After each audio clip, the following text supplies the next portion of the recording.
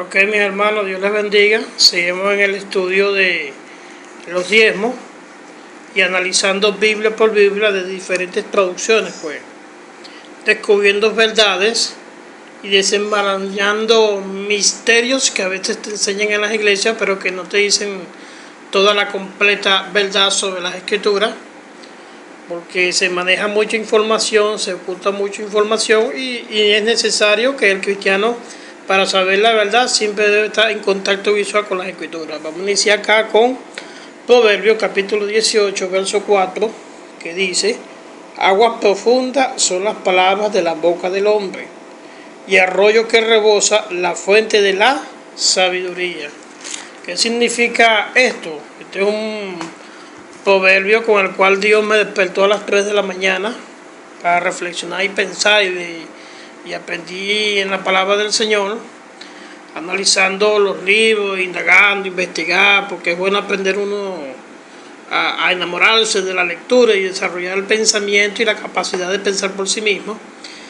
Aprendí de muy memoria este verso bandera que me gusta mucho, que aguas profundas son las palabras de la boca del hombre.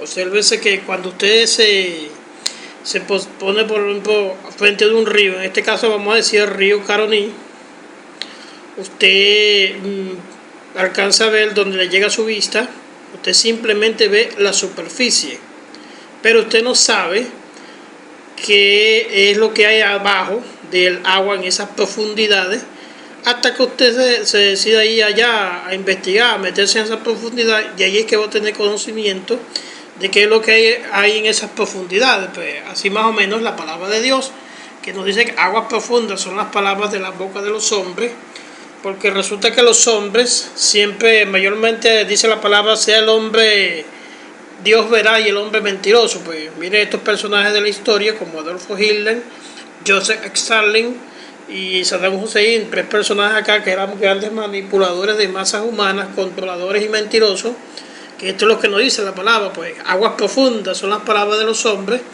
y la gente cree a veces muchas tonterías, incluso lo que dicen muchos predicadores, falsos profetas y falsos evangelistas, porque no investigan la palabra. Y cuando ella nos dice, y arroyo que rebosa es la fuente de la sabiduría. Beba usted de la palabra de Dios, memorice la palabra de Dios, aprenda la palabra de Dios, y Dios le va a ir mostrando cosas importantes, interesantísimas, que te van a ayudar a descubrir muchas verdades. Este señor Adolf Hitler, en su libro Mi lucha, él escribía que mientras más grande es la mentira, más gente la cree.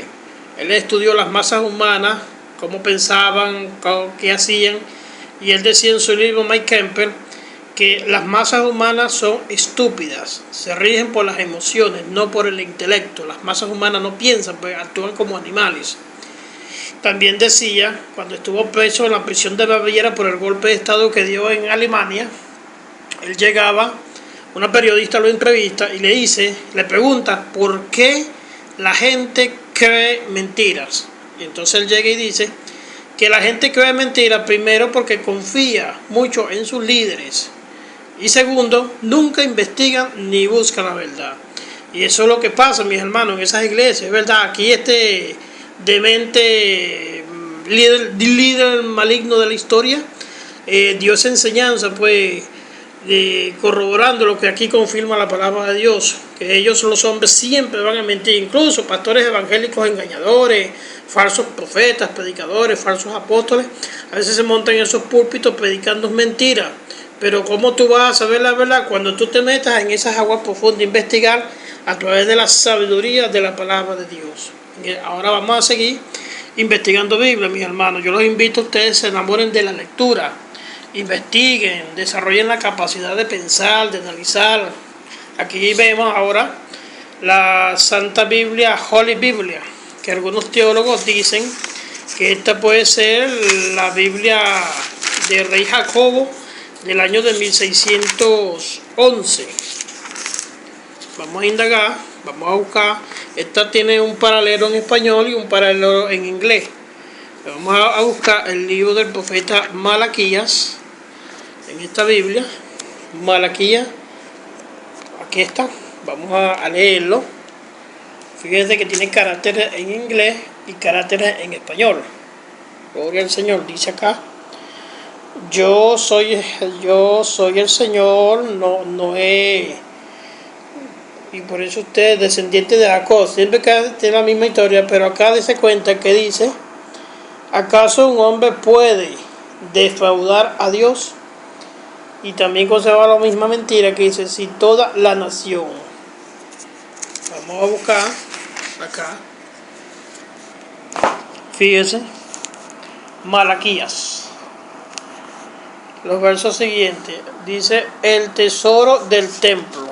Aquí no dice alfolí, tesoro del templo y alimento también en mi casa. Pónganme a prueba en esto, a ver si no les abro la ventana del cielo y para vaciar, dice aquí, de cuenta, para vaciar sobre ustedes la más rica bendición. No dejaré que las plagas, dice cuenta, aquí ya no dice el devorador, sino la plaga, ahí medio se ve, la plaga, destruyan sus cosechas. ¿Se dan cuenta? Acá demuestra que eran plagas y langostas, pues que no es Satanás. En ninguna Biblia dice que era Satanás el devorador, que devoraba las finanzas, ¿ves? De los evangélicos si no dan diezmo, tremenda mentira. Hay otra Biblia acá que quiero que la vean, que esta Biblia hasta viene un poquito con muchas palabras añadidas. Esta es la Biblia Nueva Traducción Viviente. Vamos a buscar el libro de Malaquías a ver cómo nos dice, pues. Siempre contacto visual con Biblias de todo tipo. Bien, observemos esta Biblia. Tiene la misma historia, descendientes de Jacob. Y aquí dice, pero ustedes preguntan, ¿debería el pueblo estafar a Dios? Fíjese acá. ¿Debería el pueblo estafar a Dios? Fíjese eso, escuche, preste atención. Sin embargo, ustedes me han estafado. Pero ustedes preguntan, ¿qué quiere decir cuando te hemos estafado? Dense cuenta que ya no dice maldito soy, ni me había robado. Bueno, aquí me han robado los diezmos y ustedes están bajo maldición. ¿Ves? Los voy a leer. Estafados, me han robado los diezmos, ofenda que me corresponde. Ustedes están bajo maldición porque toda la nación me ha estado estafando. Traigan todos los diezmos al depósito del templo para que haya suficiente comida en mi casa. Se conservó la palabra nación, comida en mi casa, y la palabra bendición. Pero esto es lo que se conoce, se cuenta un montón de palabras añadidas. Eso en teología se conoce como estanque de palabras, pues.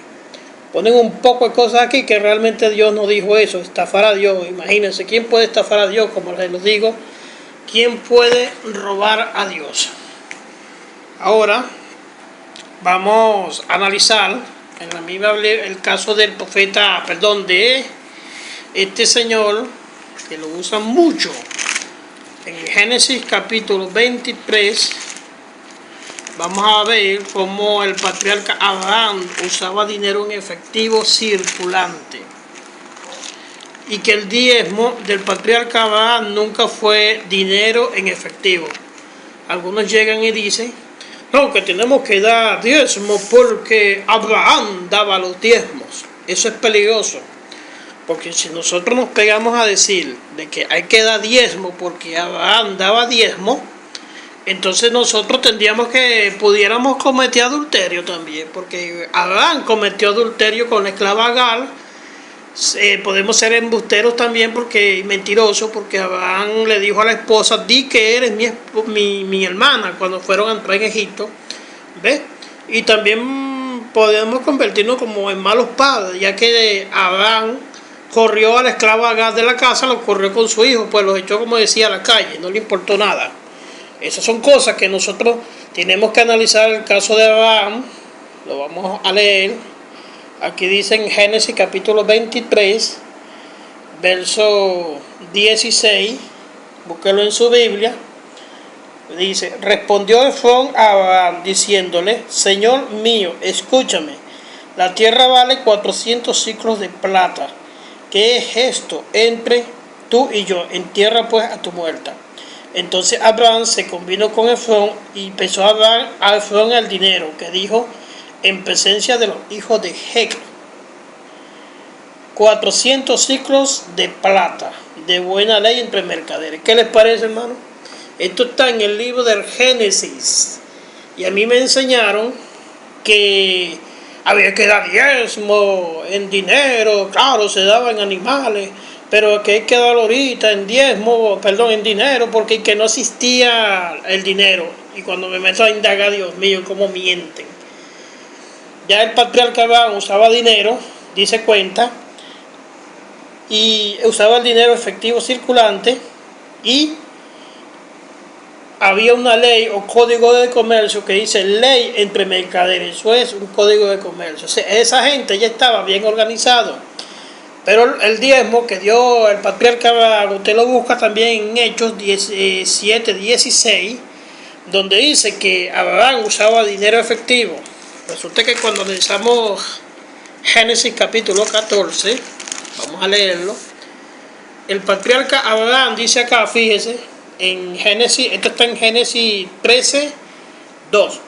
Dice: y Abraham era riquísimo en ganado, en plata y oro. Pues él tenía mucha riqueza aquí. Y Abraham era riquísimo en ganado, en plata y en oro. Cuando se habla de plata en la Biblia, se refiere a dinero también. ¿Ves? Este señor era riquísimo, Abraham. Era riquísimo en ganado, en plata, en oro, ya usaba dinero efectivo circulante. Y el diezmo que este señor le da a Melquisedec no tiene nada que ver con el dinero. Ya lo vamos a analizar. Vámonos. Acá. Recordemos, en Génesis, vemos en Génesis capítulo 14, verso 15, de Melquisedec bendice a Abraham, pero cuando leemos dice: y le bendijo diciéndole: bendito sea Abraham del Dios Altísimo, creador de los cielos y de la tierra, y bendito sea el Dios Altísimo que entregó tus hijos. Dame las personas, dice aquí. Entonces el rey, acá dice: y bendito sea el Dios Altísimo, que entregó tus enemigos en tu mano, y le dio a Abraham los diezmos de todo. Entonces el rey de Sodoma dijo a Abraham: dame las personas y toma para ti los bienes. Y respondió Abraham al rey de Sodoma: he alzado mi mano a Jehová Dios Altísimo, creador de los cielos y de la tierra, que desde un hilo hasta una correa de calzado nada tomaré de todo lo que es tuyo. ¿Qué le parece? Abraham estaba dando diezmo de la propiedad de otra persona, del rey de Sodoma y Gomorra. ¿Qué le parece? ¿Será correcto eso, aplicarlo en estos tiempos? Que supongamos que nosotros pudiéramos robarle la esposa a un vecino, las propiedades, el carro, la cartera con mucho dinero, y fuéramos a una iglesia evangélica y lo diera como diezmo. ¿Será eso correcto? Pero Abraham hizo algo similar, y aquí nos demuestra, parece que el diezmo era comida, porque él dice acá en el verso 24: excepto solamente lo que comieron los jóvenes y la parte de los varones que fueron conmigo, Anel, Acol y Manre, los cuales tomaron su parte. Vea los hechos, analice los hechos, saque conclusiones. Este texto lo usan mucho para robarle dinero a los creyentes también. Veamos. Abraham elabora una estrategia militar cuando es secuestrado a su sobrino Lot. Él se une con sus aliados, Anel, Acol y Manre, hacen un ejército, elaboran una estrategia militar, recuperan. Entonces cuenta acá que cuando él viene de regreso se aparece Melquisedec, que nadie sabe qué tipo, si era Cristo, no, eso es lo que se conoce como teofanía. Nadie sabe quién era ese personaje de Melquisedec, no hay muchos datos en la Biblia sobre él. Pero entonces aparece acá y Abraham le dice que da los diezmos de todo, o sea, de un botín, porque eso era una ley en esa época que no tiene nada que ver con los tiempos modernos. Se cuenta que en esa historia, en esos tiempos, cuenta la historia bíblica, que cuando esos pequeños pueblos entraban en conflicto, en guerra, el triunfador se hacía dueño del botín, ¿ves? Haciendo gloria o vanagloria sobre el derrotado, y tomaba el botín y se lo llevaba al rey de esa época como un impuesto, pues. Pero acá se dice que entonces Abraham da su diezmo, que no era de él, de la propiedad de otra persona. Yo no estoy mintiendo, eso está clarito ahí. Está dando diezmo de lo que le pertenecía al rey de Sodoma y Gomorra. Entonces dése cuenta, esto es hasta tan contradictorio, porque dice, no, nada de lo que es tuyo tomaré. ¿Ves? Dice el rey. Para que no diga, he enriquecido a Abraham. ¿Qué les parece, hermano? Entonces, ¿qué diezmo dio aquí? Parece que no dio ningún diezmo a Melquisedec, porque dice que se lo quita prácticamente. Entonces no devuelve lo que ya se habían comido a Nera Coimarra. ¿Qué les parece? Esto es una gran contradicción, y esto lo usan mucho los mentirosos para decir, no, el padre de la fe Abraham diezmó, y por eso que Abraham diezmó. Hay que tener cuidado. Por eso que tenemos que estudiar en la escritura los tiempos y cronología bíblica para entender los tiempos, la fiesta y todas esas cosas. No podemos caer en una cova. Por eso que le roban el dinero a la gente, por no analizar bien, por pensar y más pensar, meterse a indagar. ¿Ves? El otro caso que usan también para manipular es este texto que ya se lo voy a enseñar. Proverbios capítulo 3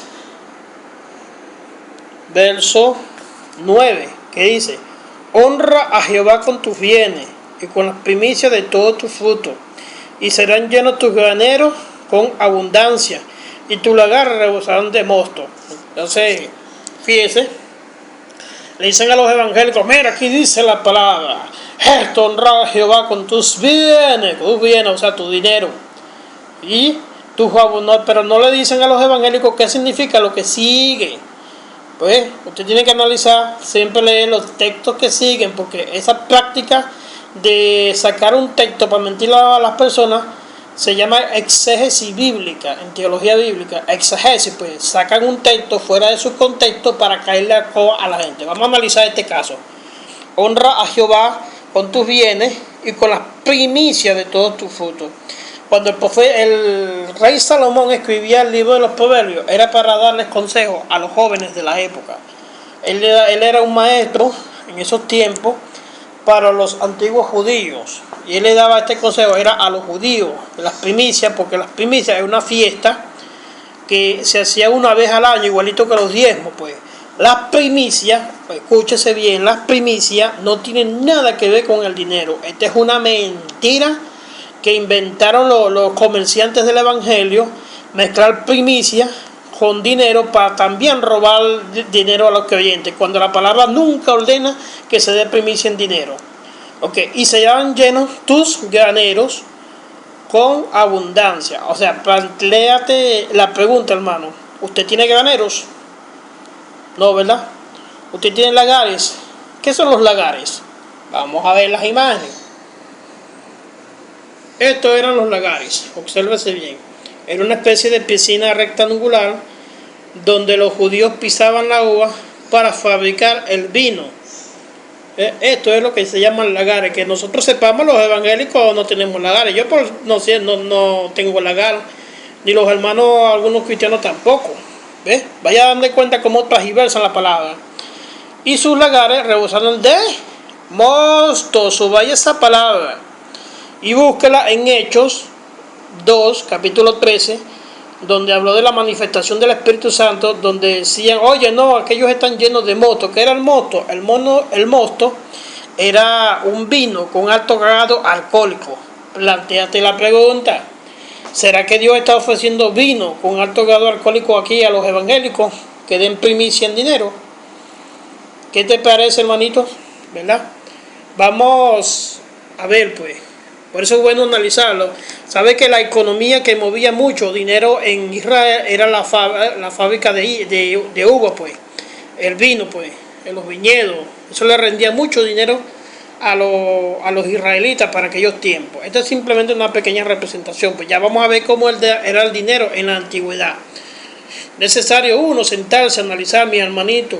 Analice los textos bíblicos, no esté creyendo mentiras. Esto para por acá, que tengo acá el significado de la palabra bendición. Esto lo saqué de un diccionario bíblico. Que la palabra bendición significa bendecir, hablar bien de una persona o cosa, pues no tiene nada que ver. Y la palabra maldición significa decir mal, expresar un mal o deseo hacia una persona, objeto, nación o ciudad, pues. ¿Ves? Romanos 15:29, Romanos 12:14, los textos bíblicos.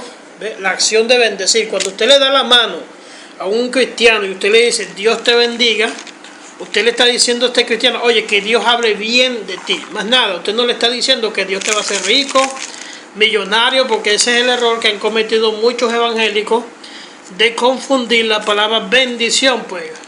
Como le expliqué en la palabra bendición en el libro de Malaquías, no tiene nada que ver con carro nuevo, casa nueva, cuentas bancarias, cuentas de ahorro, negocios, empresas, que Dios te va a hacer rico, millonario, bendecido. No, puras mentiras. Ahora vea cómo eran los graneros, que los judíos fabricaban su vino, ¿verdad? Y ellos construían pequeñas torres donde ellos se montaban allá arriba a mirar que no vengan las zorras a comerse, o animales, alimañas que venían a comerse las uvas. Ellos cuidaban mucho las uvas, pues cosechaban, sembraban, se sentaban en esta pequeña lugares así a cuidar los viñedos, los campos, pues ellos eran muy amantes de la agricultura, las cosechas, recogían diversos alimentos para llevarlos al templo. Les gustaba mucho la uva, pues. ¿Ves? Aquí tengo un gráfico de más o menos cómo eran las monedas que se usaban en los tiempos del Señor Jesucristo, pues. Vamos a analizar ahora el caso de Mateo 23:23. ¿Ves? Mire, así son muchos evangélicos, y así son muchos pastores también, que son lobos rapaces vestidos de ovejitas. Entran en esas iglesias, caen a coba a los evangélicos, a veces con malas intenciones. Vamos a leer Mateo 23:23 para darle su expresión correcta de lo que significaba ese texto. Lo usan mucho. No, aquí dice en el Nuevo Testamento, trae los diezmos. Aquí. Pero no le dicen a los evangélicos lo que ya vamos a estudiar, a analizar. Es bueno siempre memorizar las escrituras, pues, también. Ok, vamos a leerlo. Hay de vosotros, este es Mateo 23:20, hay de vosotros, escribas y fariseos, hipócritas, que diezmáis la menta, el eneldo y el comino, y dejáis lo más importante de la ley, la justicia, la misericordia y la fe. Esto era necesario hacer sin dejar de hacer aquello. Primero, obsérvese, pregúntese usted, ¿en qué tiempo habló Jesucristo en este momento, pues? Jesucristo estaba vivo, aún no había muerto. Él se encuentra con estos hipócritas, ¿verdad? La palabra hipócrita significa cara doble, que implica muchas mentiras. Los llaman hipócritas, ¿verdad? Aquí Jesucristo estaba vivo. Él está hablando con estos fariseos. Aquí Cristo no está hablando con evangélicos modernos, ni con adventistas, ni con mormones, que también esas doctrinas cobran diezmo. Él está hablando aquí, él estaba vivo, él no había muerto todavía. El nuevo pacto comienza en el momento que muere Cristo en la cruz del Calvario y derramó su sangre. Ahí fue que comenzó el nuevo pacto de Dios con la humanidad, pues. Aquí Cristo estaba vivo y se empieza acá que el diezmo siguió siendo alimento, no dinero. Es obvio que Dios no le pedía dinero a nadie, ni en el Antiguo Testamento ni en el Nuevo Testamento. Hay que analizar la menta, el eneldo y el comino y darse cuenta que esa palabrita estaba también conjugada en tiempo pasado. Era. Yo creo que ya el Señor Jesucristo sabía de esta vagabundería que iba a existir en estos tiempos, de engañar a los hermanos, de transgiversar los textos bíblicos, de practicar mucho la exégesis bíblica, de sacar textos aislados para meterle embuste a los pobres hermanos. Mateo 23:23 fue dirigido a los judíos de esa época, más o menos el año 60 después de Cristo, que se escribió el libro de Mateo. Dicen que más o menos 20 años después de la muerte de Cristo fue que Mateo escribió su libro, ¿verdad? Y apareció esto relatado. Nótese bien, él habló ok, aquellos señores, aquellos judíos hipócritas de la época. Él no está dando un mandato aquí a los evangélicos modernos, pues. Ya vamos a aclarar otra cosa que se me olvidó decirle por acá, el caso de cuando Jesucristo purifica el templo. Aquí eran los primeros mercaderes que en esta época ellos también vendían el dinero. ¿Ve? Los mercaderes y los primeros banqueros de la época, ellos también vendían el dinero, lo que se conoce en la contabilidad como la divisa, el intercambio de la moneda extranjera. Pues, ¿ves? Es bueno, mi hermano, siempre indagar, no dejarse llevar por muchos mentirosos que abundan en estos tiempos. Gloria a Dios. Vamos a analizar el caso también de esta señora que ha manipulado mucho, el caso de la viuda. Ella viuda, el mismo Señor Jesucristo la ve dando una ofrenda. Miren la forma como era el arca, pues, donde ella se ofrendaba, porque en lo que se llamaba el atrio de las mujeres, ella da su ofrenda y los ricos la ven dando ofrenda también. Y el Señor, más o menos, esta representación, el Señor la ve, y entonces es donde Él dice, pues, que ella dio más que lo que daban estos ricos de la época. ¿Ves? Ella alabó eso, ese texto lo usa, ella pone su ofrenda en Marcos 12, del 44 al 41, y lo encuentras en Lucas 21, del 1 al 4. Ella da su ofrenda, y a la hora de las 12, cuando había que ir a comer comida, ella iba al templo, porque ella estaba amparada por la ley de Moisés, de Deuteronomio capítulo 14, ¿ves? Donde decía que ella tenía que comer los diezmos. Allá en el templo le daban ayuda social, ayuda económica, le daban dinero, le daban ropa a la viuda. Eso no lo dicen, pero si sacan el texto, no, usted tiene que dar todo lo que tenga, porque la viuda es un ejemplo de dar todo lo que no, hermano, eso es pura mentira, puro fraude. Esta señora, ella dio su ofrenda, y a la hora ella podía ir a comer allá, porque había la ley que los israelitas, ellos vivían en constante guerra contra sus enemigos, llamados los filisteos, los persas. Muchos enemigos tuvieron los israelitas, y como vivían en guerra, morían muchos judíos, y muchas mujeres quedaban viudas, y había muchos huérfanos, muchos niños, y entonces para que ellos no quedaran, como decir, que obviamente pelando, pasando hambre y necesidad, Dios se preocupó que hubiera una ley en el pueblo de Israel, en Deuteronomio 14, para que se le diera alimento a la pobre viuda, a los pobres de Israel que quedaban, porque ya los maridos morían en la guerra. Pues eso no lo enseñan, eso lo tienen ocultado para que le embuste a los pobres hermanitos. ¿Ves? Esas son cosas, hermanos, que yo le he ido investigando, hoy analizando. ¿Ves? Miren aquí una representación donde Mateo capítulo 4, el Satanás lleva al Señor Jesucristo al pináculo del templo y le ofrece las riquezas, y él las rechazó y le dijo: vete, Satanás. Voy acá. Vamos a ver lo que era el pináculo del templo. Gloria al Señor. El pináculo del templo era aquí al final, aquí arriba. Esta parte, el techo, lo último, dice que ahí donde Satanás puso arriba al Señor y le mostró todas las riquezas del mundo, le mostró todo, pues le mostró riqueza. ¿Y qué le dijo al Señor? Rechazó las riquezas. Recuerde también el caso de Simón el mago. Simón ya era cristiano, pues. Resulta que Simón ya era cristiano, y Simón le ofrece dinero al apóstol Pedro para comprarle el Espíritu Santo. ¿Y qué le dice Pedro? Le dice: vete de aquí. Lo reprende, pues. Dese cuenta, el hombre ofreció dinero y este lo rechazó, pues no aceptó, porque es evidente que los siervos de Dios en esa época no eran unos hambrientos al dinero como los de hoy. ¿Ves? Es evidente que muchos profetas de Dios rechazaron las riquezas, y hasta el mismo Señor Jesucristo, pues. ¿Por qué no tocan esos temas en ese caso? Pues, y le explican a la gente que a Dios no le gusta el dinero. Dios no necesita del dinero, hermano. Tú eres el que necesita de tu dinero, tu esposa y tus hijos y toda tu familia.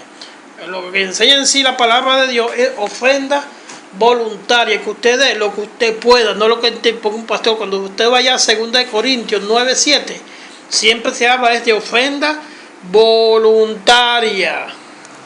¿Ven?